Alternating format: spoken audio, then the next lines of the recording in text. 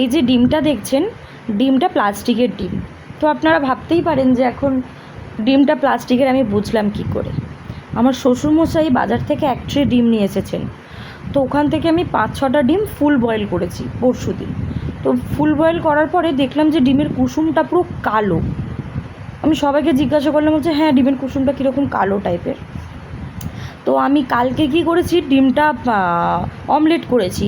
Omelette করতে পুরো ডিমটা হলুদ হয়ে আছে, মানে কুসুমটা এতটাই অরেঞ্জ। তো আমার তখনই সন্দেহ হলো ডিমটা তাহলে খারাপ নয় তো। তো আমি ইউটিউবে গুগলে অনেক সার্চ করে দেখলাম এখন প্লাস্টিকের ডিম মার্কেটে মানে ছড়িয়ে গেছে। তো সেটা আমি বুঝবো কীভাবে। তো আমি আজকে ডিমটাকে হাফ বয়েল করলাম। এই যে দেখুন, পুরো গাটা এরকম রাবারের মতো টানলে মানে বেড়ে যাচ্ছে, যেমন গার্ডার স্প্রেড করে সেরকম স্প্রেড করছে। এই যে দেখুন, বুঝতে পারছেন কীরকম টানলে বাড়ছে জিনিসটা দেখুন। এবার ভাবুন তো, একটা মধ্যবিত্ত বাড়িতে বাচ্চাদেরকে সকালবেলা একটা ডিম দেওয়া মানে সে একটা হেলদি ফুড পাচ্ছে। তাহলে এখন ভাবুন আমরা বাচ্চাদেরকে কী খাওয়াচ্ছি বা নিজেরাই কী খাচ্ছি, সেটা শরীরের জন্য কতটা স্বাস্থ্যকর।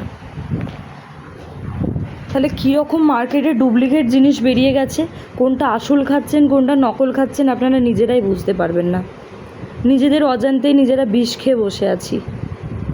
তাহলে 40-এ কেন হার্ট ফেল করবে না, স্ট্রোক হয়ে যাবে না মানুষের। ডিমটা যখন গ্যাসে ধরেছি পুরো চিরবির করে মানে ফুটছে, পুড়ছে, মানে এটা গাটা সাদা অংশটা। এই যে দেখুন, সবাই একটু সাবধানে থাকবেন আর দেখে শুনে